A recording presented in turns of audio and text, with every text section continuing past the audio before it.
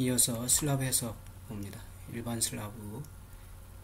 일단 수평력을 이제 흡수할 수 있는 그런 플랫한 그런 구조체가 이제 슬라브가 되는데, 주변에 이제 지지 조건 이런 것들은 이제 철근 콘크리트 같은 경우는 이제 구속이 사방이 구속이 되는 그런 조건이 되는 거죠. 그래서 슬라브에 여러 가지 종류가 있는데, 일방향 슬라브, 그 다음에 이방향 슬라브, 그 다음에 장선, 그 다음에 이제 플랫 슬라브 이런 게 있습니다. 그래서 일방향 슬라브는 장방향 슬라브에서 장변과 긴 쪽과 짧은 쪽의 B가 람다라고 하는데, 그걸 그 B가 여기서 이제 이 LX분의 LY, LX는 단변 순수펜이 되고 LY는 장변 긴 쪽의 순수펜이 될 때, 요 람다가 2 이상인 이런 경우에는 이제 일방향 슬라브다 이렇게 보고, 보처럼 빔처럼 우리가 이제 디자인한다 이렇게 보면 되겠습니다. 구조 해석을 해서.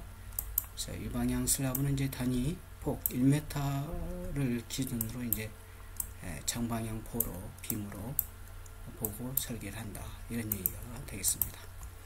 철근의 배근하고 간격, 주근의 간격이라든가 이런 것들은 이제 여기 나와 있는데, 주근 또는 부근의 중심 간격은 이제 최대 모멘트가 일어난 단면에서 슬라브 두께의 2배 이하 또는 30cm 이하 이렇게 하고, 기타 단면에서는 이제 슬라브 두께의 3배 또는 40cm 이하 이렇게 한다.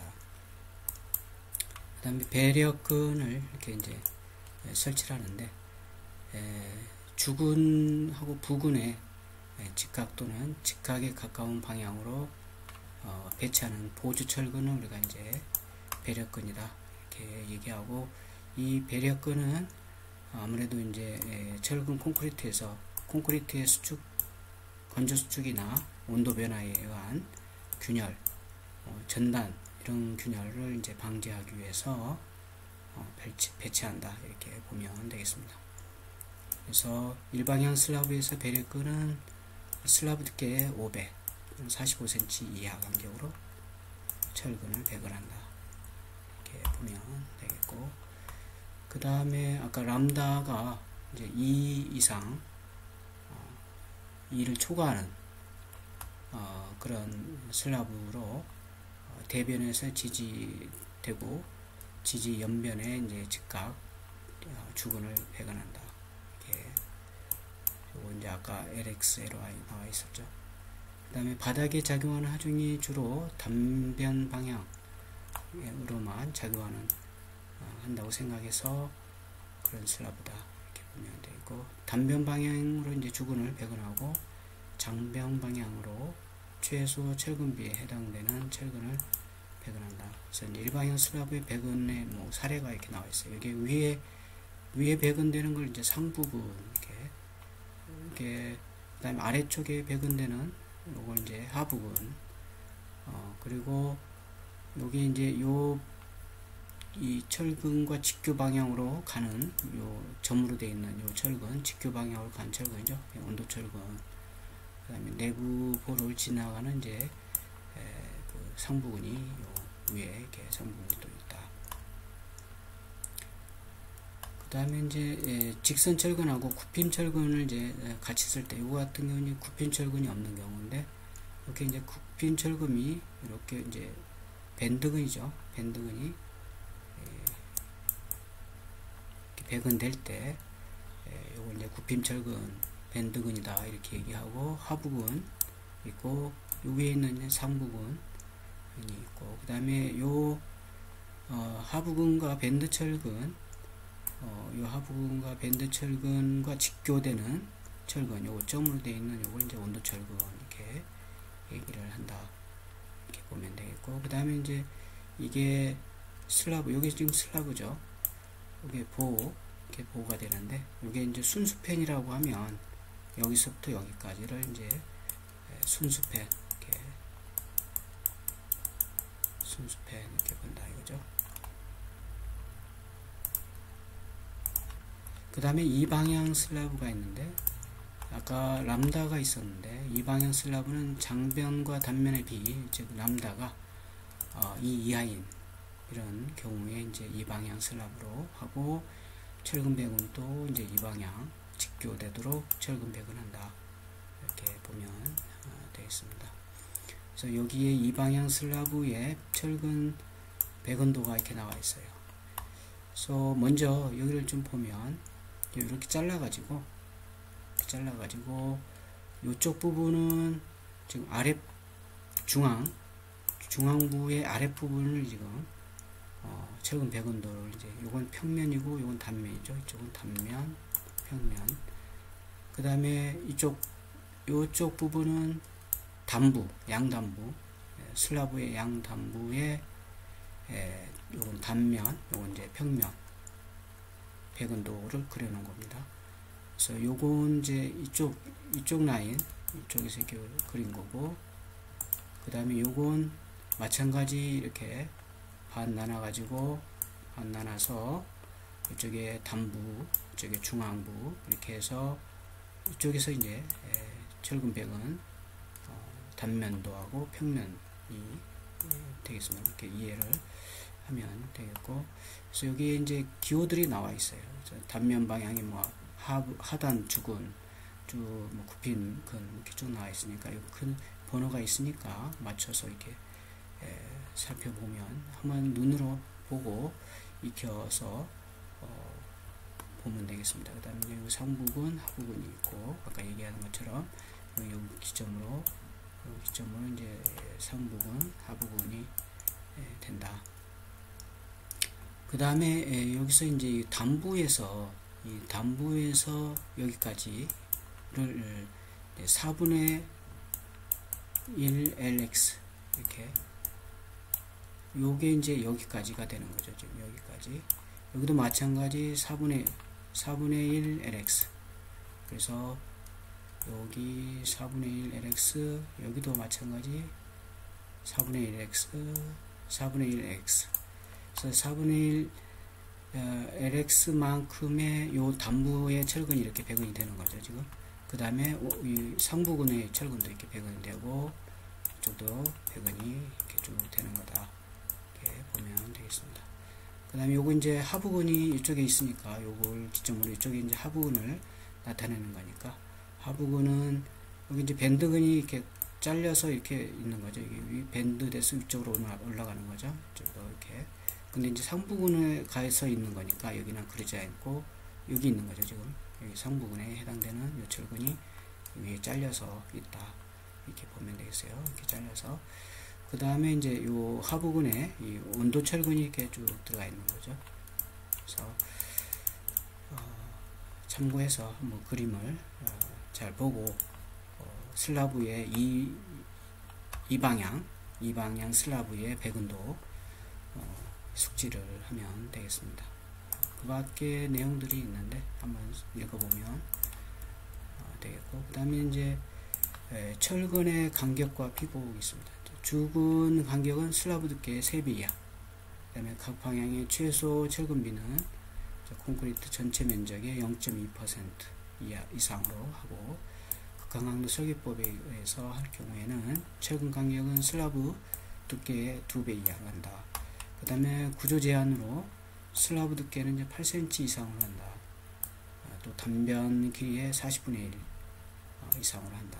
이렇게 되어 있는데, 그래서 지지 조건에 따라서, 지지 조건이라고 하면 이제 슬라브가 이렇게 있으면 뭐 보호가 이렇게 밑에 이제 보호가 들어가 있겠죠. 그래서 요 이쪽 면, 그다음에 이쪽 면이 이제 어떻게 지지되어 있느냐, 고정으로 지지되어 있느냐, 또는 뭐 다른 지지 조건으로 되어 있느냐를 따라서 이제 다른데, 요 같은 경우 이제 이 람다를 구해서 람다가 이제 지지 조건이 이 람다 값이 2 이하인 경우는 이제 이 방향 슬라브로 해서, 그리고 람다의 일방향 슬라브는 이제 이렇게 주변 고정, 고장이죠, 정이죠, 고장이 아니고.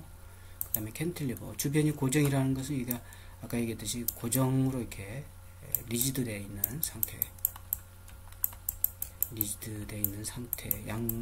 사변이 지금 그렇죠, 주변이.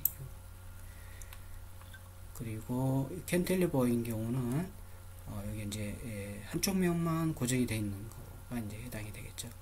그런 경우는 이제 이렇게 두께의 그 구조 제한을 갖는다, 이렇게 보면 되겠습니다. 그 다음에 철근 배근에 대해서 보면 슬라브 인장 철근 이렇게 파이 9 또는 D 10 이상 하고 6mm 이상의 용접 철망을 이제 사용한다. 그 다음 철근의 간격 해가지고 단변 방향, 장변 방향 해서 철근의 지름, 그 다음에 간격 나와 있습니다. 그래서 참고를 하면 되겠고, 그 다음 최소 철근비라는 개념이 있는데, 철근을 이제 넣는 거죠. 그때 철근 양의 비를 이제 최소 이 정도는 해야 된다, 이런 얘기가 되는데, 슬라브 각 방향의 콘크리트 전단 면적에 대한 철근 단면적의 비율은 이형 철근인 경우는 0.2% 이상으로 하고 원형 철근인 경우는 0.25% 이상으로 한다. 그 다음에 이제 슬라브 철근 피복 두께는 2cm 이상, 그 다음에 마무리가 없는 경우는 이제 3cm 이상, 흙하고 이렇게 접한 경우는 이제 4cm 이상 한다. 그래서 이제 슬라브는 최소 구조 제한은 이렇게 되어져 있지만, 우리가 이제 슬라브에 의해서 위층과 아래층의 층간 소음이라든가 진동 이런 것들을 이제 고려해서 슬라브 두께를 결정을 한다, 이렇게 보면 되겠습니다. 이제 일방향 슬라브, 이방향 슬라브인데, 특수 슬라브에 이제 무량판 슬라브 또는 플랫 슬라브가 있는데, 플랫 슬라브는 이제 내부에는 보호 없이 바닥판만 있는 경우, 그렇게 구성되어져 있는 슬라브를 이제 플랫 슬라브라고 한다, 이런 얘기죠. 이렇게 슬라브가 있고 기둥이 이렇게 있겠죠. 그래서 이 같은 경우는 이제 슬라브하고 기둥하고 바닥판만 있기 때문에 시공이 빨리 이제 진행이 되는 그런 특징을 가지고 있죠. 그래서 하중은 이제 직접 기둥에 전달하는 그런 무량판 구조이다. 기둥 상부는 이제 45도 이상의 주두 모양으로 확대하고 그 위에 지판, 드롭 패널을 두어서 이제 바닥을 지지한다. 그다음에 지판은 이제 기둥, 둘레 전단력, 그다음 휘모멘트 이런 것들 이제 감소시키고, 특히 이제 뚫림 전단, 이게 이제 슬라브고 여기 기둥인데, 여기 이제 그 바닥판만 있기 때문에 여기에 이렇게 뚫림 전단이 이렇게 생길 수 있죠. 이렇게. 그래서 이런 뚫림 전단을 이제 생기는 걸 방지하기 위해서 슬라브에 여기 이제 드랍 판넬을 좀 설치한다든가 하는 그런 이제 구조적 안전을 취한다, 이렇게 보면 되겠습니다. 그래서 무량판 플랫 슬라브의 특성을 보면, 장점은 구조가 간단하고 이제 공사비가 저렴하다. 그다음에 실내 이용률이 높다. 층 높이를 낮게 할 수 있다. 그래서 이제 이런 장점이 있고, 단점으로는 이제 주두의 철근층이 여러 겹으로 바닥판이 두꺼워서 고정 하중이 이제 증대되는 그런 하중이 증대되는 그런 부분이 있고, 그 다음에 무량판 슬라브의 구조 제한 해가지고 나와 있습니다. 그래서 이거 이제 무량판 슬라브 우리가 이제 설계할 때 최소한 이걸 지키라는 얘기죠. 슬라브 두께는 15cm 이상에서 하고, 기둥폭 쭉 나와 있습니다. 한 번씩 읽어보면 되겠고, 그 다음에 주두에는 경사진 주두와 지판을 붙인다. 이거 아까 얘기했듯이 이제 뚫림 전단을 방지하기 위해서 뚫림 전단을 이제 방지하기 위해서 있다. 그 다음에 슬라브 두께, 이거 이제 그 플랫슬라브의 구조 제한 쭉 이제 표로 이렇게 정리되어져 있으니까 한 번씩 숙지해서 확인하기 바랍니다. 그리고 나서 이제 장선 슬라브가 있습니다. 장선 슬라브, 조이스트 슬라브 또는 뭐 리브드 슬라브 이렇게 얘기하기도 하고, 지점 간의 거리를 크게 하거나 구조체의 무게를 이제 경량화하기 위해서 등간격으로 이제 분할된 장선과 바닥판을 이제 이체로 해서 구성된 이제 그런 슬라브가 되겠고, 이제 보호 또는 벽체에 지지하는 그런 형태의 슬라브가 되겠습니다. 그래서 장선의 폭은 10cm 이상하고 장선의 순스팬은 75cm, 그 다음에 장선의 춤은 장선 최소 폭의 3.5배 이하로 한다. 그 다음에 바닥판의 두께는 장선 앞목걸이, 아까 순스팬 얘기했죠. 순스팬의 12분의 1 이상 또는 5cm 이상으로 한다. 그리고 바닥판 철근은 지름 6mm 이상 용접철망 또는 원형 철근인 경우는 이제 9mm, 이형 철근인 경우 10mm 이상의 철근을 사용하고, 슬라브 최소 철근량은 일반 슬라브에 준한다. 아까 최소 철근량에 대한 개념이 앞에서 나왔었죠. 그거 참고하면 되겠고, 여기 있다. 그래서 그 다음에 이제 와플 슬라브, 뭐 코어 스트레이트 슬라브 이런 게 있는데, 와플 슬라브는 이제 와플처럼 이렇게 되어 있는 형태, 이런 형태로 되어져 있는 슬라브를 이제 와플 슬라브다 이렇게 보면 되고, 특징에 대해서 이렇게 나와 있어요. 한 번씩 읽어보면 되겠습니다. 그럼 뭐 격자 슬라브 이렇게 격자로 되어 있는 거니까.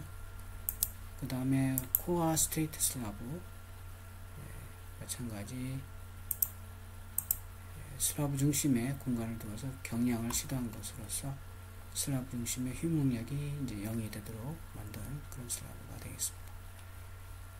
그 다음에 준공 슬라브, 슬라브 원통형의 구멍을 뚫은 것으로서 I자형 작은 볼을 이제 늘어놓은 것 같은 그런 슬라브가 되겠고, 요거 이제 준공 슬라브 같은 경우는 이제 설비 배관에 유리하죠. 구멍이 뚫어져 있으니까. 그 다음에 기초 및 기둥이 있습니다. 기둥은 이제 대표적인 압축제죠. 수직 압축제에 해당이 되고, 한 번씩 읽어보면 되겠고, 기둥의 구조, 정사각형, 뭐 직사각형, 뭐 다각형, 원형 그런 형태가 이제 있게 되겠죠. 일반적인 게 이제 일반 그런 정사각형 기둥이 있고, 이제 주근이 이렇게 있는 거죠. 주근이 있고, 그 다음에 요 주근을 감싸는 이렇게 띠철근이 이렇게 들어가 있는 거죠. 이렇게 띠철근. 이렇게 이제 기둥에, 그 다음에 주근이 이제 이렇게 쭉 있을 거 아니에요. 이렇게 주근이 쭉 내려가면 여기 띠철근이, 여기 이제 띠철근이 이렇게 쭉 감기는 거죠. 이렇게.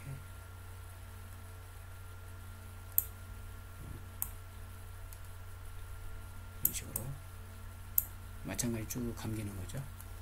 그래서 띠철근 또는 후프 또는 타이후프 이렇게 얘기하고, 그 다음에 원형 기둥인 경우에는 이제 원형형이 이렇게 있고, 원형의 주근이 이렇게 있겠지.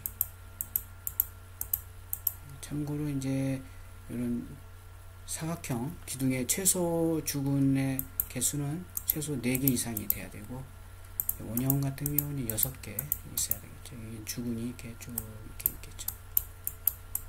주근이 있으면 여기 이제 마찬가지로 이렇게 나선 형태의 띠철근이 들어가는 거죠. 이거 같은 경우는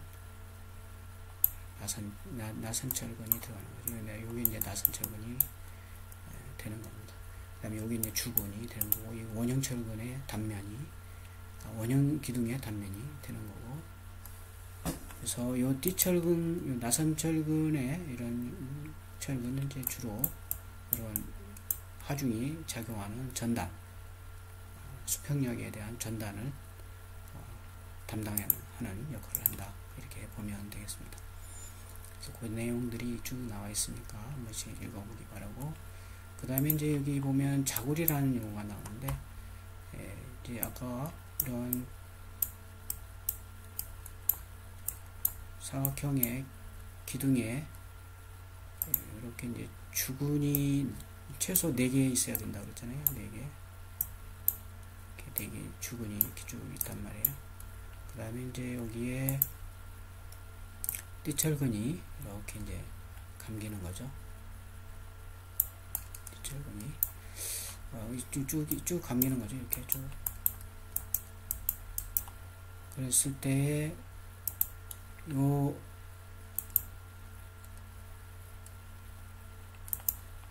주근이 이 압축력을 받으면, 이제 기둥은 대표적인 이제 압축력을 받는 부재, 압축재라고 했는데, 이 압축력을 받게 되면 이 주근이 이렇게 이제 휜다 이게. 이렇게 휠 때 여기에 휘어지는 이제 델타 간격이 생기는데, 이렇게 배가 이렇게 굴러지는, 휘어지는 요걸 우리가 이제 버클링, 자굴이다 이렇게 얘기한다는 얘기죠. 자굴. 그런 개념이 있고, 그 다음에 주근의 이음, 기타는 한 번씩 읽어보면 되겠습니다. 기둥의 단면, 여기 좀 그림이 나온 걸 한 번씩 보고 아까 얘기한 것들을 확인하면 되겠습니다. 그래서 이 같은 경우는 지금 헌치가 이렇게 들어가 있는 거죠. 그때 철근배근은 이렇게 또 철근배근 해준다. 여기 이제 주근이 되는 거죠. 주근이 되고, 여기 이제 띠철근이 되는 거죠. 이렇게 원형 기둥일 때는 이렇게 나선철근이라고 하고, 대근, 이런 대철근, 여기 이렇게 다이아몬드 형태로 들어가는, 그다음 중간에 띠철근이 이렇게 들어갈 수도 있는 경우고, 대각철근 이렇게 들어갈 수 있는 경우도 있다.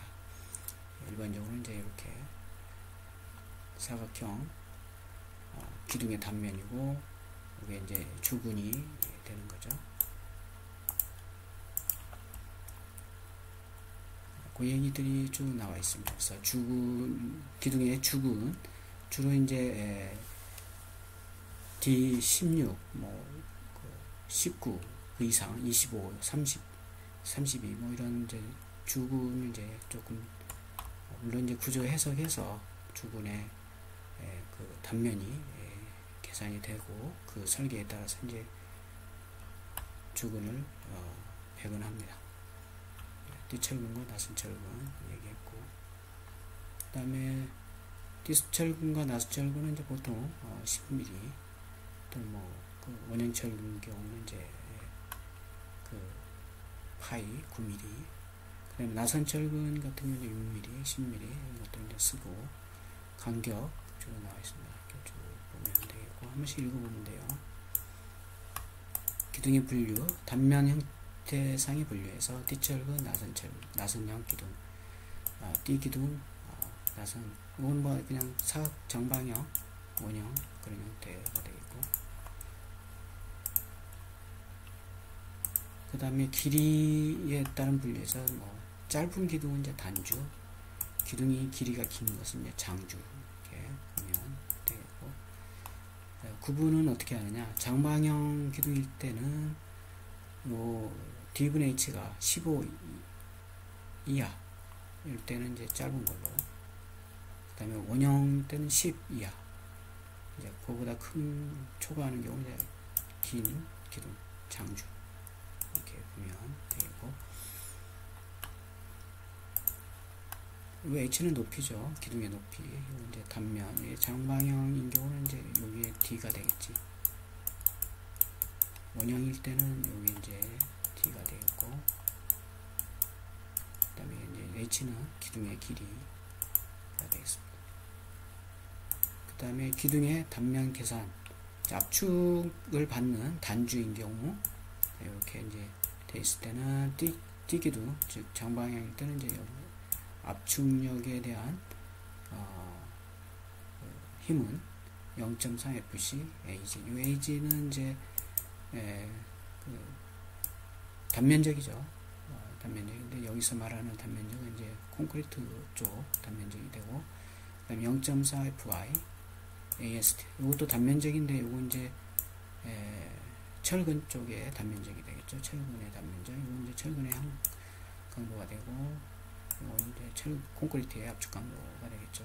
그 다음에 나선형 기둥 이제 0.3 FCAC, 그 다음에 0.4 FY AST, 그 다음에 0.75 FY AA 이렇게 된다. 그 다음에 압축을 받는 장주, 이건 단주인 경우 이렇게 이제 계산이 되고, 장주인 경우는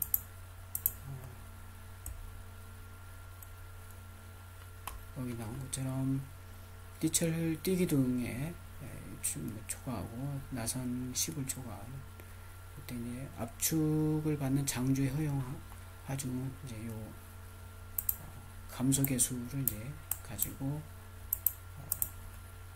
장주에 해당되는 힘을 구한다 이런 얘기죠.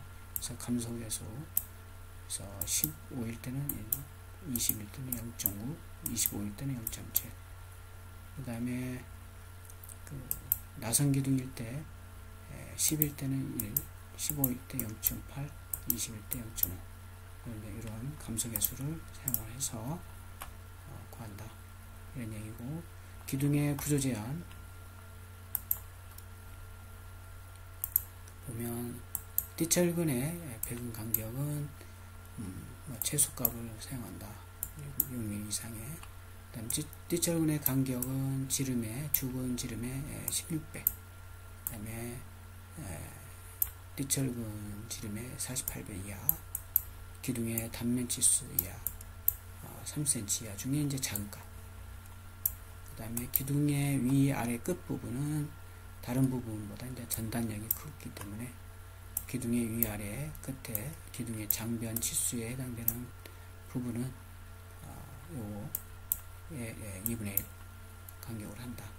그 다음에 나선철근의 배분 간격도 이렇게 되어져 있고, 비복 두께 나와 있습니다. 한 번씩 확인하시기 바라고. 그 다음에 기둥 설계 일반에서 기둥의 주근의 직경은 요거 13mm 이상 사용하는 걸로 하고, 주근의 개수는 아까 얘기했듯이 이제 장방향 띠기둥은 이제 4개 이상, 원형 기둥, 좀 나선형 기둥 6개 이상 배치한다. 그리고 기둥의 단면 크기는 간 사이에 15분의 1 이상으로 하고, 단면의 최소 치수는 20cm, 단면적은 600제곱미터 이상 해야 된다. 그 다음에 기초, 독립기초가 있죠. 가장 일반적인 게 이제 독립기초가 되는데, 이렇게 이 방향, 이 기초판도 슬라브하고 같은 거니까 이 방향, 그 다음에 사방향, 이런 이제 기초판이 되는 거죠. 기초판, 그 위에 이제 기둥이 있는 거고, 뭐 여러 가지 기초의 형태도 여러 가지 형태가 있게 되겠습니다.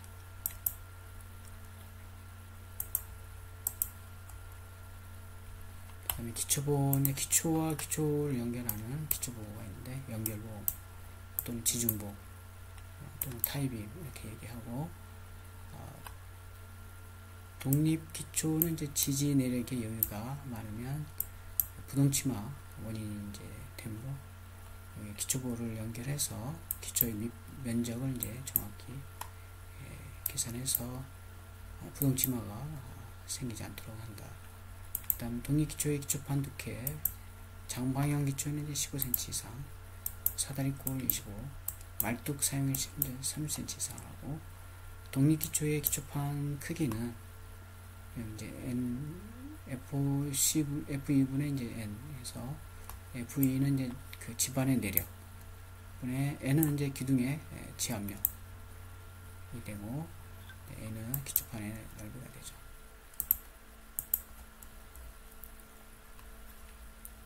그 다음에 흙의 접지, 흙 종류하고 이제 접지압에 대해서 보면 이 그림을 이제 잘 봐두면 되겠어요. 그러면 이제 흙이 여기 이제 기초나 이제 이렇게 집안에 어떤 뭐 기둥이든 어떤 표면에 이렇게 집안 표면에 이렇게 접했을 때에 이제 하중이 이렇게 작용하면 이제 여기 집안이 점성토일 때는 그 집안에 요 위에서 예를 들어서 기초판이라고 한다면 기초판에 의해서 생기는 이 압력, 지압력이 이렇게 생긴다. 이렇게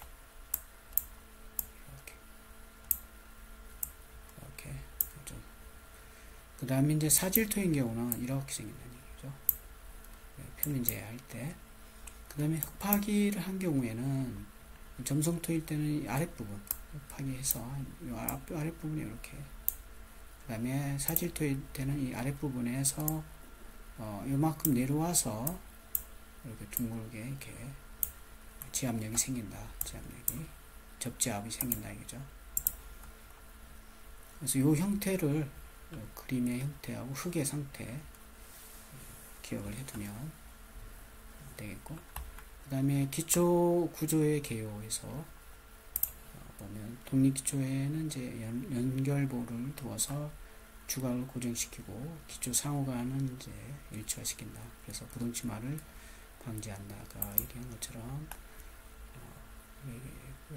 됐고, 그 다음에 독립기초의 바닥판을 4개의 사다리꼴 내민보로 보고 산정한다. 그렇게 할 수도 있다. 그 다음에 기초 바닥판 밑에 말뚝을 박을 경우에는 이제 진해력을 0으로 하고, 일반적으로 이제 말뚝 진해력에 의해서 지지되는 걸로 본다. 연속 기초의 연결보는 위쪽으로 향한 T형보로 보고 이제 그렇게 해서 산정한다. 복합기초는 이제 평면상 사다리꼴로 보고 그 다음에 벽체 구조제한 내립벽의 최소 두께는 벽의 비지지 높이나 폭 중에서 작은 값 25분의 1 이상 하고, 그 다음에 건물 내 내립벽의 최소 두께는 최상단에서 4.5m까지는 15cm, 매 3m 내려올 때마다 이제 1cm씩 증가시켜서 위에서 내려오는 벽의 이제 하중을 지탱할 수 있도록 한다. 그 다음에 단해가지고 주거용 2층 건물의 내립벽은 전체 높이에 걸쳐서 15cm로 할 수도 있다. 그 다음에 수직 철근양, 벽체의 수직 철근양은 벽체 단면적이 4% 초과하지 못한다. 나머지 이렇게 기초벽, 지하실벽, 방화, 경계벽의 최소 두께는 20cm로 하고, 철근 콘크리트의 판벽, 간벽의 최소 두께는 이제 10cm, 지점 간격은 30분의 1 중에서 큰 값으로 한다. 그 다음에 내립벽에 대한 벽은, 내립벽은 힘을 받는 그런 벽이기 때문에 거기에 대한 구조 제한이 있습니다. 수직 철근비는 0.15%, 수평 철근비는 0.25%, 그 다음에 철근 간격, 그 다음에 벽 두께가 이제 25cm 이상을 할 때는 복근 벽은 한다. 그 다음에 내립벽의 철근은 바닥, 기둥, 교차벽, 버트레스 등에 접착시킨다. 그 다음에 개구부에는 13mm 이상의 보강 철근을 2개 이상씩 이제 개구부 주위에 넣어서 개구부 주위에서 생기는 어떤 균열이라든가 이런 것들 이제 방지하는 거고, 그 다음에 옹벽이 있습니다. 옹벽. 중립식 옹벽이 있고 T형 옹벽, 부축벽식 옹벽이 있다. 옹벽의 종류 한 번씩 봐두시기 바라고, 중립식 같은 경우 이렇게, 요게 이제 옹벽이죠, 이게. 그다음에 T형식, 요게 옹벽이죠, 이게. T형 쪽, 이렇게. 그 다음에 부축벽, 이제 부축하는 거죠. 그 다음에 일반적인 이런 그 옹벽의 배근이 이렇게 되어 있습니다. 이것도 그림을 잘 이렇게 봐둘 필요가 있죠. 그래서 여기에 보면 이 바닥에 이렇게 주근이 이렇게 있는 거죠, 지금. 그다음에 이것도 주근이 되는 거고, 이것도 주근이 되는 거고, 요렇게 배근이 또 되는데, 이때도 요게 주근이 됩니다. 그 다음에 여기도 주근이 있는 거죠. 이렇게. 그래서 온벽의 이 철근 배근의 형태.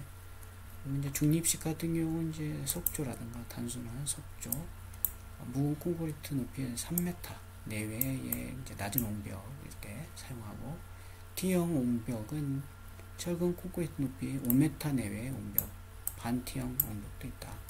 그 다음에 부축벽 온벽, 6m 이상의 높은 온벽은 이제 부축형으로 한다. 그 다음에 설계시 주의사항이 나와 있습니다. 온벽에. 그래서 쭉 한 번씩.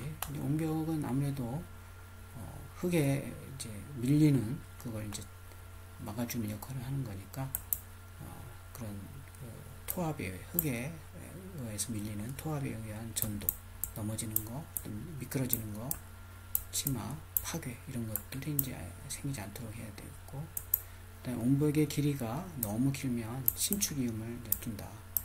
3cm 정도 마다 둔다. 그다음에 온벽 내에 이제 배수가 잘 되게 한다. 그래서 배수 구멍을 둬야죠. 안 그러면 슬라이딩 현상, 뭐 전도, 치마 이런 게 이제 생길 수 있으니까. 온벽을 포함한 전체 집안의 미끄럼에 대해서 대비한다. 그리고 철근 배근은 이상 사용하고 한 번씩 확인하기 바랍니다. 그 다음에 철근의 피복 두께.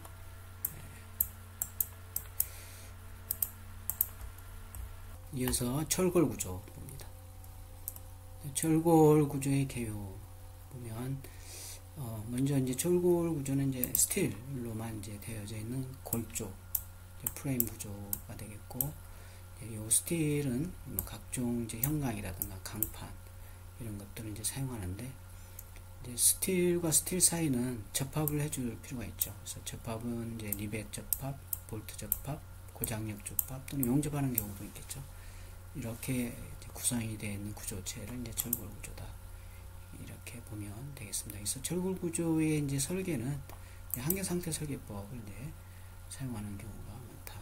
이렇게 보면 되겠습니다. 그리고 철골 구조인 경우에는 이제 뭐 지진이라든가 태풍이라든가 이런 이제 그 하중이 크게 이제 작용이 됐을 때는 철골 부재, 즉 이 프레임에 여기 이제 골조인데, 철골 골조, 여기라든가 이런 데서 이제 그 소송 힌지가 발생이 될 수 있다. 힌지가 발생이 됐다. 그래서 소송 설계에도 이제 우리가 고려를 할 필요가 있다. 이런 얘기가 되겠습니다. 그리고 이제 대부분의 이 철골 구조뿐만이 아니라 철근 콘크리트 구조물의 그 일반적인 그 구조체에는 이제 부정전 구조물이다. 이런 얘기가 되겠습니다. 그 다음에 철골 구조의 특성이 있는데, 장점, 그래서 쭉 정리되어져 있는데 한 번씩 읽어보면 되겠습니다. 이제 철골은 아무래도 이제 그 스틸을 가지고 접합을 해서 이제 만든 그런 프레임 구조이기 때문에 내구 내지 횡력 이런 데 이제 강하고, 인성 변형에도 이제 강하다. 이런 특징이 있고, 그 다음에 에너지 흡수 능력이 이제 뛰어나는 그런 장점도 있다. 그 다음에 그 대신에 이제 스틸은 불이 이제 접해질 때는 화재가 났거나 이런 경우에는 이제 상당히 취약하다. 그래서 뭐 600도씨 정도 이상이 되면 거의 내력을 거의 80~90% 이상 내력을 상실한다. 이렇게 보는 거죠. 그런 게 있고, 그래서 이제 반드시 스틸 구조에는 이제 내화를 하기 위한 폼치를 한다든가 내화에 대해서 이제 신경 써서 설계를 해줘야 된다. 이런 얘기가 되겠습니다. 그 밖에 이제 이 특성에 대해서 쭉 써놨는데 한 번씩 읽어보면 되겠습니다. 마찬가지. 그러면 단점에 대해서도 아까 얘기했듯이 이제 불에 굉장히 약한 부분이 있고, 그 다음에 이제 녹슬기 때문에 녹막이 칠을 해줄 필요가 있죠. 그 다음에 이제 아까 얘기했듯이 이제 접합을 해줘야 되는데, 뭐 기둥과 보 슬랍 이런 거에 이제 접합이 반드시 이제 들어가야 철골 구조물의 이제 프레임이 이제 형성이 되는데, 그래서 이 접합에 의한 이제 만약에 이제 이렇게 철골 구조물이 되어져 있는 상태에서 이제 뭐 태풍이 매년 태풍이 오죠. 지진도 간간히 오고, 그랬을 때 요 이제 접합 부위가 이제 헐거워질 수 있죠. 그래서 이 접합 부위에 대해서 상당히 이제 신경을 써야 되고 관리를 해줄 필요가 있다. 이런 얘기가 되고, 그 다음에 나머지 이런 그다음 자골이 생길 수 있죠. 철골 구조물은 이제 길이가 길어지면 인장에 대해서는 상당히 유리한데 압축에 대해서는 이제 자골 현상이 생긴다. 그래서 그 자골에 대한 검토를 해줘야 되겠고, 한 번씩 읽어보면 단점이 나와 있습니다. 그 다음에 계획에서 고려사항이 있는데, 이제 강구조 부재의 역학적 거동을 이제 고려해서 목적에 따라 적절한 체질을 선정을 한다. 그 다음에 내구성을 유지하기 위해서 적절한 내와 내식, 그 다음에 피로 방지 방법을 선정을 하고, 강제와 다른 재료와 연결할 때 부재의 적절한 단면 형상, 접합 방법 이런 것들을 이제 검토해야 되고, 고층 구조, 그 다음에 장수팽 구조에서 구조체 자중의 적정화. 그래서 이제 철골은 이제 비중이 7에서 8 정도 굉장히 이제 높죠. 그래서 이제 무겁기 때문에 그런 것도 이제 고려해야 되고, 그 다음에 강구조의 시공성, 제작 운반, 공사 방법, 그 다음에 현장에서의 품질 관리, 안전 관리 이런 것들이 이제 고려되고, 그 다음에 경제성, 그 다음에 골조 공사비, 그 다음에 공기 단축 이런 것들도 검토해야 된다. 그 다음에 강구조 설계 시의 주의사항 해가지고 부재의 단면 형태를 선정 시 이제 접합부에 대한 고려가 필요하고, 그 다음에 단면 크기와 길이, 제작, 운반 이런 게 이제 효율성이 있는지, 현장에서 이제 빌트업 할 때 조립 이런 것들도 이제 고려해야 되고, 그 다음에 자굴도 이제 휨제에 의한 휨자굴이라든가 국부자굴, 뭐 이런 거, 압축에 의한 압축자굴, 골조 전체에 대한 골조자굴 이런 것들도 검토를 해야 된다. 그 다음에 판폭 두께비, 여기가 이제 판이 이렇게 있으면 판의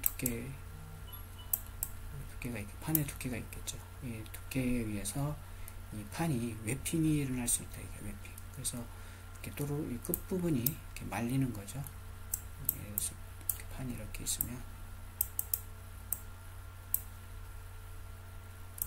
이렇게 끝부분이 이렇게 또르르 이렇게 말리는 거죠. 이렇게. 그런 식으로 이런 웨핑 현상이 있는데, 그거라든가 이제 요 판폭하고 요 두께비에 따라서 국부자굴, 자굴에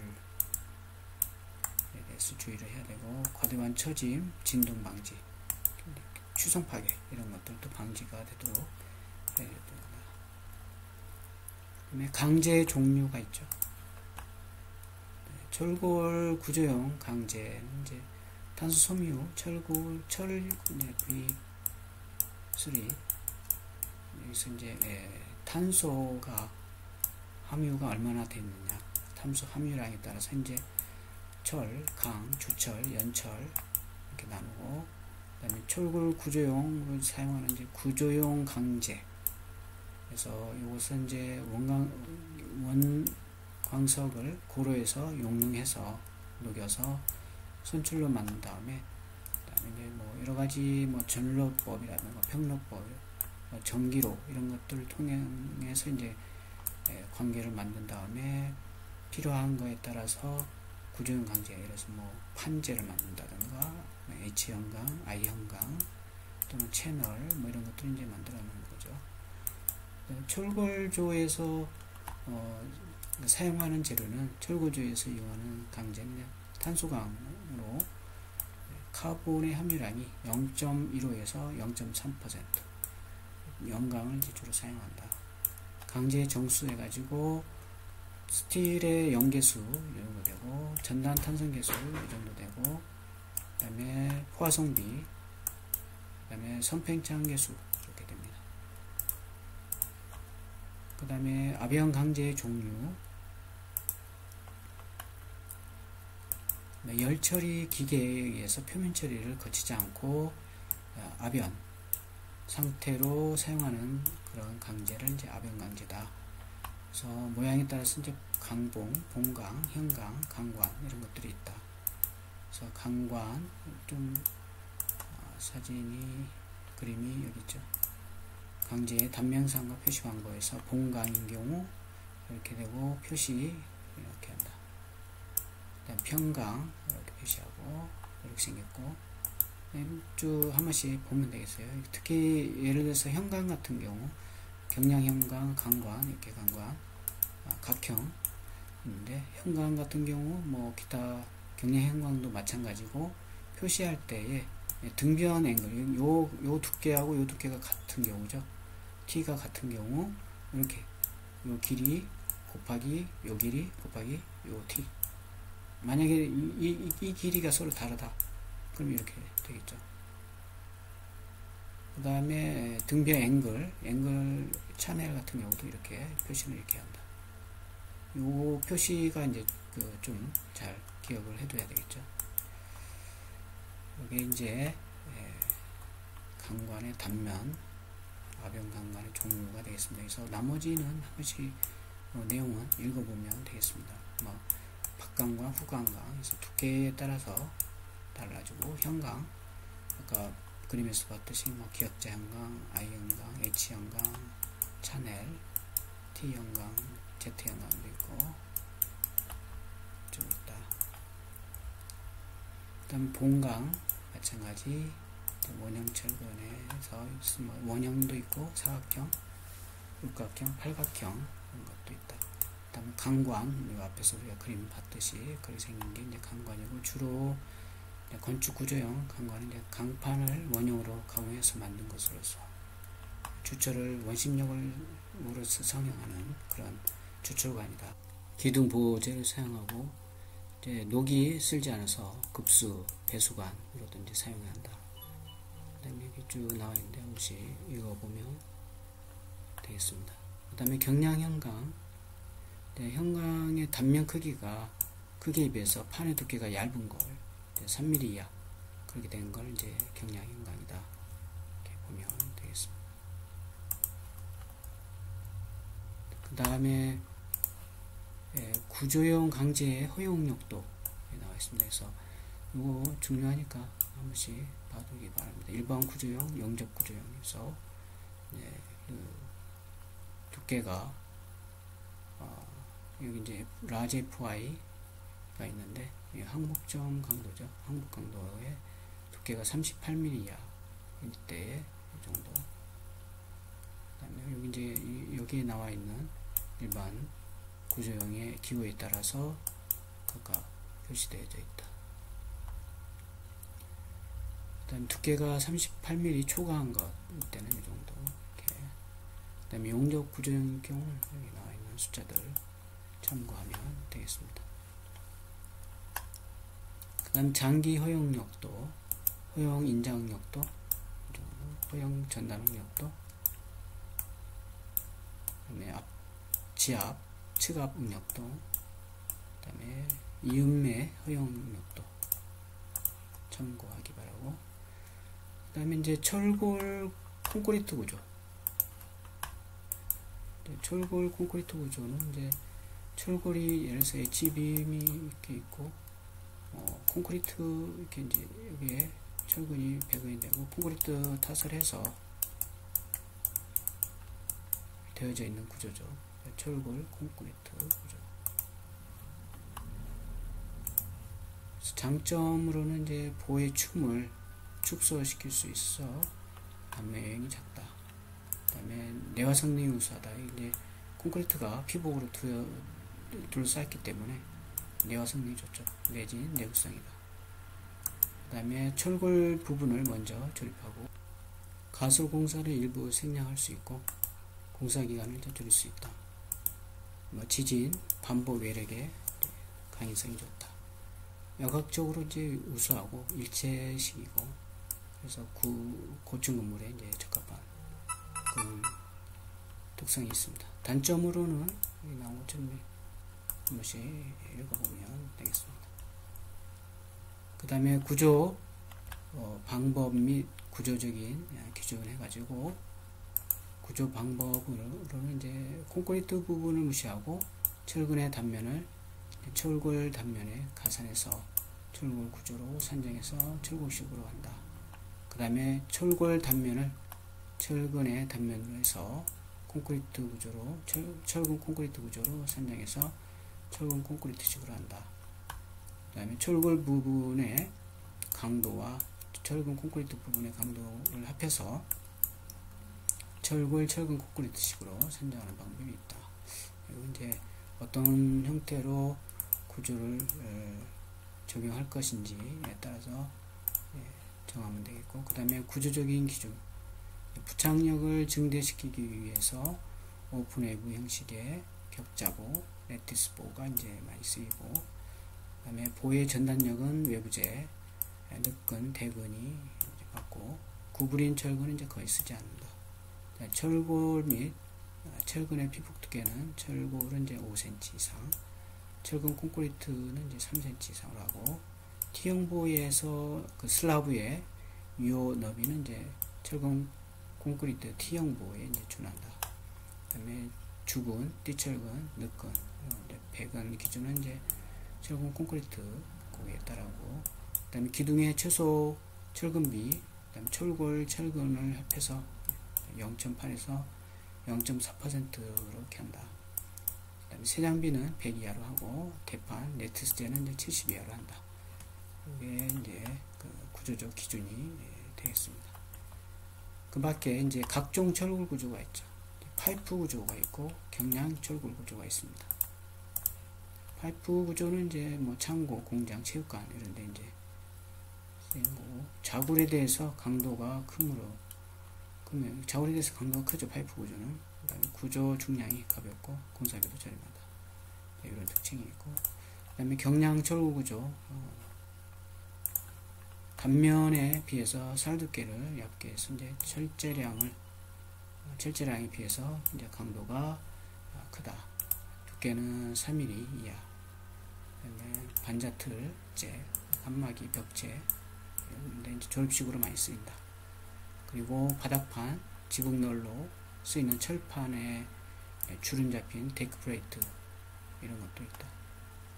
그다음에 철제 방창에 더욱 유의해야 된다. 네, 그 녹이 쓰니까 그렇죠. 그 다음에 이제 접합에 대해서 나오는데, 일단 뭐 접합은 크게 리벳 접합, 그 다음에 볼트도 이제 일반 볼트 있고 고력 볼트가 있고, 그 다음에 용접 이렇게 있겠죠. 그래서 리벳 접합 같은 경우는 이제 리벳을 사용하는데, 이렇게 철골 구조에서 리벳을 사용을 해서 접합하는 경우, 리벳의 종류, 둥근머리 리벳, 민, 평 이렇게 되어 있습니다. 나머지는 한 번씩 읽어보면 되겠고, 리벳을 이렇게 쭉 박을 건데, 이렇게 그때의 명칭이 있는데 이걸 좀 기억을 해두면 되겠습니다. 그래서 리벳과 리벳 사이를 피치라고 그러고, 그 다음에 연단은 이 끝부분의 요 거리를 연단거리다 이렇게 하고, 이건 아까 얘기했던 리벳과 리벳 사이를 피치, 그리고 요게 이제 게이지 라인이 되죠. 이 게이지 라인, 이것도 게이지 라인, 이것도 게이지 라인, 게이지 라인. 그다음에 정렬 배치, 업무 배치 이렇게 배치하는 거에 따라서 명칭이 되어져 있고, 나머지도 한 번씩 읽어보면 되겠습니다. 페이지, 피치, 클리어런스라는 것은 이제 리벳과 수직 부재면의 이제 거리를 이제 클리어런스라고 하고, 그 다음에 중심선은 뭐 중심선이고, 기준선, 역학적인 중심선이 되고, 그립, 그래서 리벳으로 접합하는 부재 총 두께, 리벳 지름의 5배, 또는 요게 16파이, 16 이하일 때는 4배 이하 이렇게 한다. 여기 그립이죠. 여기서부터 여기까지를 그립. 그 다음에 리벳의 그 표시는 이렇게 해요. 이렇게 둥근 리벳, 민 리벳, 평 리벳 이렇게 되어 있는데, 이렇게 표시한다는 건 참고로 한 번씩 받으면 되겠고, 그 다음에 지름, 우리가 리벳을 이제 넣기 위해서 구멍을 뚫는데, 요 16mm 이하일 때는 그 리벳 구멍에 리벳을 쓰려고 하는 리벳이 있겠죠. 사용하는 리벳 지름에 1mm 더 이제 넓혀서 뚫는 거죠. 그 다음에 19에서 32 때는 1.5mm 더 뚫고, 32 이상일 때는 2mm 더 뚫는다. 그 다음에 연단거리, 여기서부터 여기를 끝부분, 여기 이제 끝부분이죠. 여기를 연단거리다. 그래서 연단거리는 이제 이게 찢어지겠죠. 이게 하중이 작용하면. 그래서 그걸 방지하기 위해서 최소 연단거리를 이제 리벳 지름의 2.5배, 최대 연단거리는 그 제 두께의 12배 이하로 한다. 그래야 이렇게 이제 찍히는 거죠. 끝부분이 리벳에 의해서 이제 이렇게 찍혀져 나가는 것을 이제 방지하기 위해서 제한을 두고 있고, 리벳 간격, 최소 피치는 리벳 지름의 2.5배, 표준은 이제 3에서 4배 정도 이렇게 한다.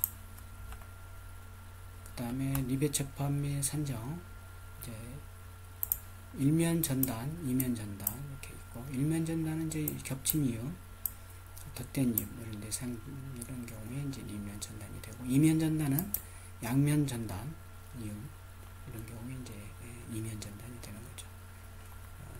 그림이 이렇게, 여기 이제 일면 전단이죠. 이 전단, 여기 전단이 생기는 거고, 여기 양면 전단, 이면 전단이죠. 여기도 하나 전단이 생기고, 이쪽도 하나 전단이 생기는 거죠. 이제 하중이 작용이 이렇게 됐을 때, 하중이 이렇게 작용됐을 때 전단이 생긴다. 다시 보면, 그래서 주의사항 쭉 나와 있는데 한 번씩 읽어보기 바라고, 그 다음에 리벳 볼트 산정의 시기, 일면 전단일 때는 이렇게, 이면 전단일 때는 이렇게, 지압력은 이렇게 나와 있는데, 기호들은 각각 기호들은 참고하기 바랍니다.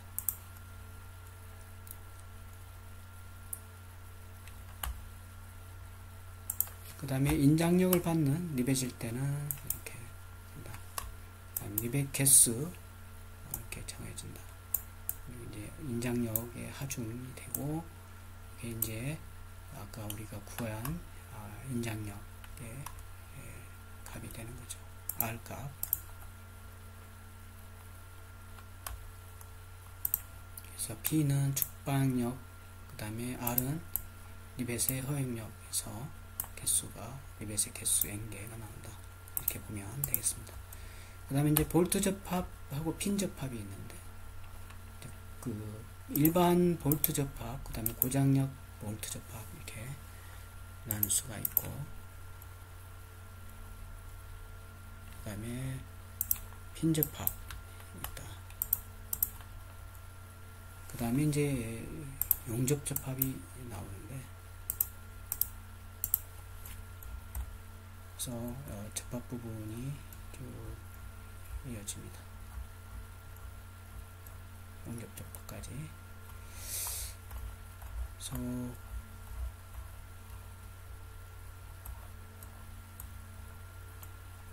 일단 볼트 접합에서 일반 볼트 접합, 먼저 가조임하고 건물용에서 이제 주로 사용하고, 진동, 충격, 반복력을 받는 접합부에서는 이제 사용하지 말 것. 그다음에 초마 높이 9m, 스팬 13m 초과하는 구조물의 주요 구조부에서는 이제 사용하지 않는다. 그다음에 그 볼트 구멍 지름은 공칭축 지름에 0.5 이렇게 더해서 구멍을 뚫고, 워셔 접합재의 양면에 대해서 지압을 일어나는 것을 이제 방지해 준다. 워셔를 꼭 넣어야 되겠죠.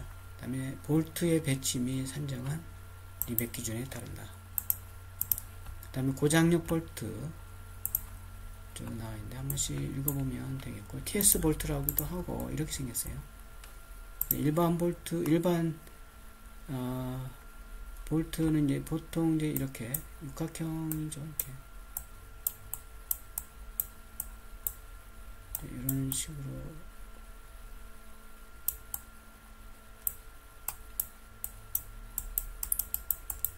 돼 있고, 그죠? 요 TS 볼트는 이 머리가 육각형 머리가 이렇게 밋밋한 형태로 이렇게 되어져 있는 경우가 이제 일반적이죠. 이렇게 되어져 있다.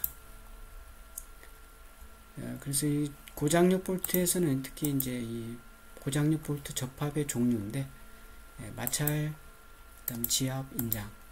마찰, 이거 이제 마찰이죠. 그래서 이게 이제 고장력 TS 볼트로 이렇게 체결됐을 때에 하중이 이렇게 작용하면 이 응력이 이렇게 그대로 전달이 되는 거죠. 이렇게. 그래서 여기 이제 마찰 접합이 되고, 그다음에 마찬가지 TS 볼트가 되어져 있을 때 하중이 이렇게 작용이 된다 할 때, 지압 접합은 요게 이제 서로 그 지압이 되는 거죠. 요 부재와 요 부재가 맞물려서 눌려주는 효과가 있고, 그 다음에 인장 접합은 말 그대로 이제 인장력을 전달해주는 그런 접합. 이 접합 형태는 이렇게 되겠습니다. 그래서 마찰 접합은 이제 고력 볼트를 접합하는 이제 모재를 강하게 조여서, 모재라고 하면 이것들을 모재라고 하죠. 이것들을 모재라고 해요. 이것도 마찬가지 모재 간에 마찰 저항력을 일으켜서 전단력을 이제 전달하는, 여기서 전단력을 전달하는 방법이 마찰. 이음 가능성이 높다.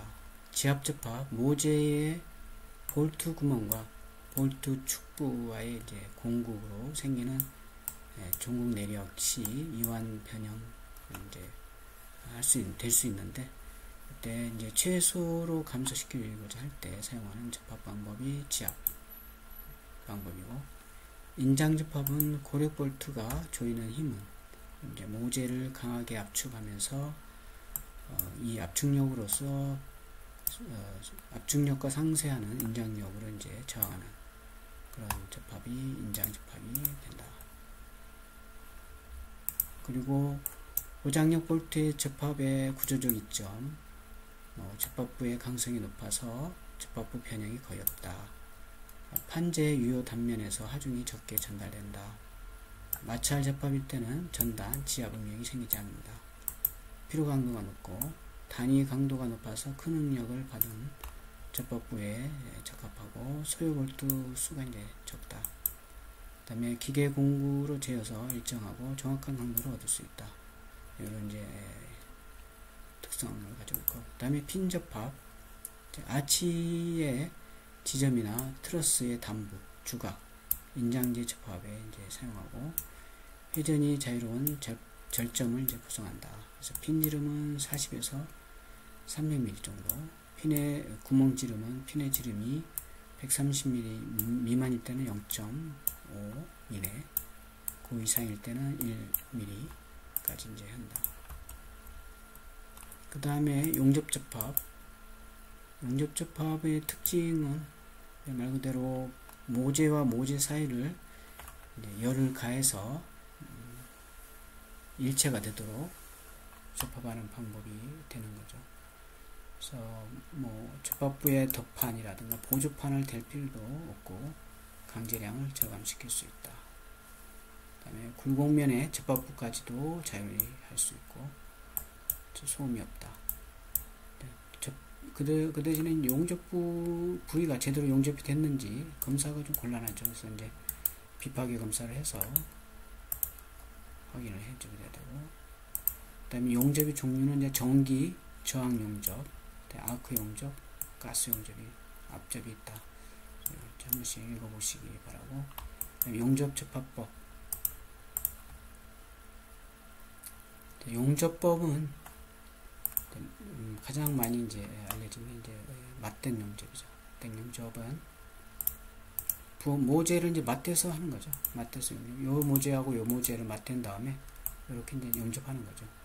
그럴 때 이제 이 글러브라는 것은 V 글러브, 이 글러브라는 것은 이렇게 이제 개선을 이렇게 하는 거죠. 개선이라고 하는데 이렇게 잘라내서 용접을 할 때 이 모재와 모재, 이 모재, A 모재하고 B 모재가 일체되도록 연결시켜 주기 위해서 이렇게 이제 개선한 다음에 잘라낸 다음에 용접을 해서 일체시켜 주는 그런 개선하는 것을 우리가 이제 글러브라고 한다. 이 글러브 형태가 V자로 형태가 되어 있냐, I자로 되어 있냐, X자로 되어 있냐에 따라서 이름을 이렇게 붙이는 거예요. 한 번씩 보면 되겠고, 접합부의 명칭이 있는데 여기서는 뭐 모살 크기, 이게 이제 모살 크기라고 하면 여기서부터 여기를 이제 모살이라고 하죠. 그 다음에 이제 맞댄 용접이 있고 모살 용접이 있습니다. 두 접합면의 그 면을 직각 또는 이제 60에서 120도 맞춰서 그 모서리 구석부를 용접하는 거가 이제 예를 들어서 이 모재하고 A 모재, B 모재가 있는데 여기 이제 용접을 이렇게 하면 여기서부터 여기를 이제 모살이라고 하고 이런 이제 모살 용접이다 한다는 얘기죠. 그 다음에 용접부의 명칭 쭉 나와 있는데 이것이 읽어보시기 바랍니다. 그 다음에 모살 용접에서 이제 목 두께가 이제 설계할 때 이걸 이제 정하게 되는데 여기 나와 있는 지금 요 같은 경우 이 A 모재하고 B 모재, 요거는 A 모재, B 모재. 그래서 여기가 이제 용접이 되는 부위고 여기는 이렇게 용접이 되는 거죠. 이렇게 용접이 되는 거죠. 여기 이제 요 모재하고 요 모재가 이렇게 용접이 되는 거죠. 이렇게. 그럴 때에 요 A를 목 두께다 이렇게 얘기하는 거죠. 그래서 이런 상태일 때에 A와 T는 이제 같고 뭐 이런 나와 있는데 한 번씩 그림을 천천히 보면 되겠습니다. 그 다음에 용접부의 결함, 이것도 이제 굉장히 기사 시험에 잘 나오는 건데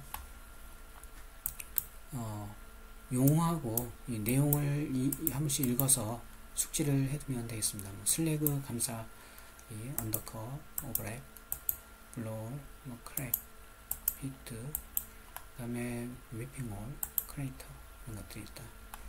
쭉 한 번씩 읽어보면 되겠습니다. 오버랩 같은 경우 이제 이런 형태, 언더컷 여기 이제 모재에 이렇게 이제 용접할 때 이렇게 결함이 생긴 거죠. 모재에 지금 흠집이 생긴 거죠. 그 다음에 슬래그 감싸기, 비드, 그 다음에 여기 이제 모재인데 이렇게 됐을 때 비드가 생기는 경우, 비트 이렇게 용접에 이렇게 용접 부위에 이렇게 결함이 있는 경우, 아니면 이렇게 그 공기방울이 이렇게 맺힌 그런 경우도 이제 결함이 되겠고, 그 다음에 용착금융 이런 경우도 마찬가지가 되겠습니다. 그래서 언더컷 같은 경우 이제 모재가 녹아서 용착 금속이 채워지지 않고 흠으로 남아있는 그런 경우, 아까 이 언더컷이죠. 이게 이렇게 나머지도 이렇게 쭉 한 번씩 읽어보면 되겠습니다. 그 다음에 용접의 유효 길이, 이제 요건 이제 설계를 해서 모살 치수의 모살 두께라든가 이런 것들은 이제 계산이 되면 거기에 따라서 이제 용접, 모선 용접 길이, 유효 길이가 이제 정해진다. 이렇게 보면 되는데, 또 한 번씩 읽어보면 되겠고, 그 다음에 용접 기본 기호가 있습니다. 그래서 기호가 이렇게 있는데, 기호, 이렇게 쭉 한 번씩 봐두시기 바랍니다. 이런 식으로.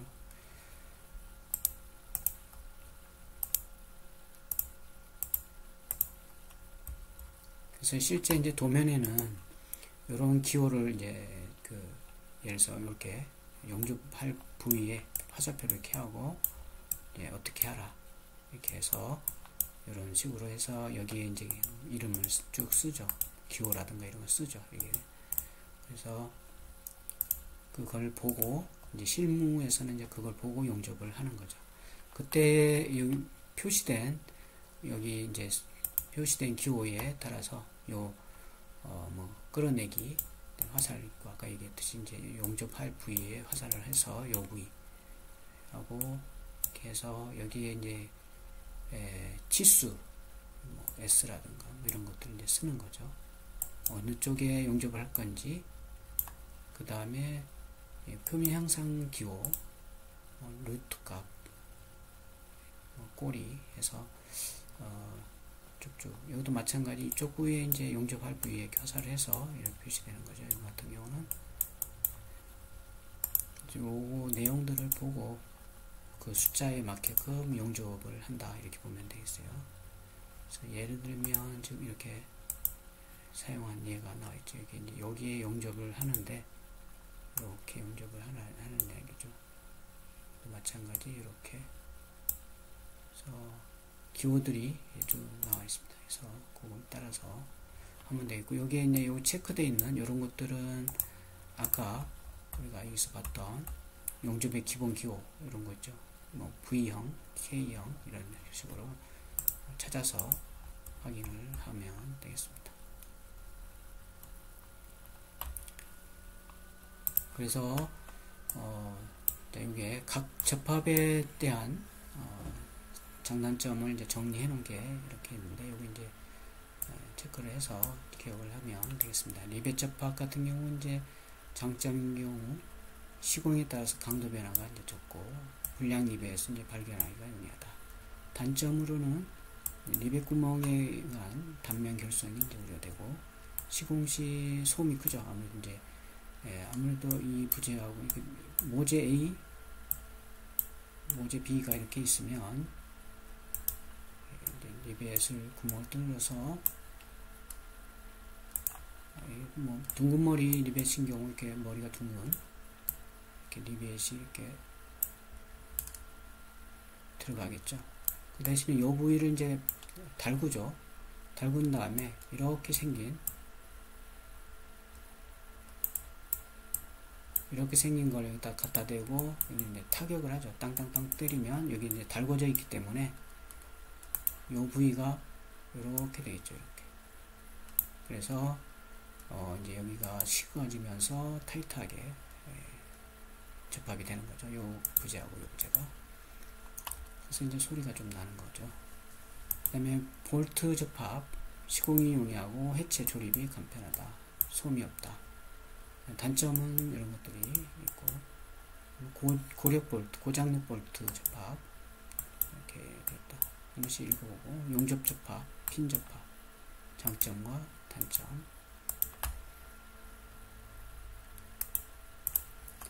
자, 그래서 여기까지 하기로 하고 마치도록 합니다. 수고했어요.